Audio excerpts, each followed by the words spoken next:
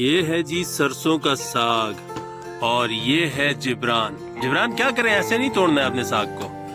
گاؤں دیہاتوں میں بارش کے بعد بڑا ہی زبردست موسم ہو گیا ہے اور آج پکائیں گے جی سرسوں کا ساگ اور میتھی۔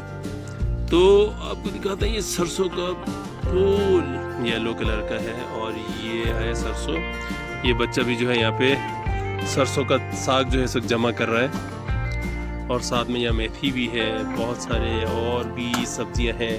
اپنے کھیتوں کی سبزیوں اور پھلوں کی کیا ہی بات ہوتی ہے، واہ بھائی واہ، ویری نائس۔ یہ ہے جی مٹر کے پودے اور اس وقت یہاں پہ اس کے پھول لگے ہیں اور تقریباً جو ہے کچھ دن بعد یہاں پہ مٹر لگ جائیں گے۔ تو آپ نے دیکھا اپنے کھیتوں میں کیا کیا چیزیں لگائی جا سکتی ہے، دیسی اور خالص خوراک ملتی ہے یہاں آزاد کشمیر میں۔ تو یہ جمع ہو گیا سارا میتھی اور یہ سارا ساگ، یہ آج ہم پکائیں گے، آج افطار اس سے کریں گے۔ اس کا پکے گا جو ساگ بہت ہی کلاسک اور زبردست ٹیسٹ ہوگا، تو ہم آپ کو دکھائیں گے وہ ٹیسٹ کیسا ہوتا ہے۔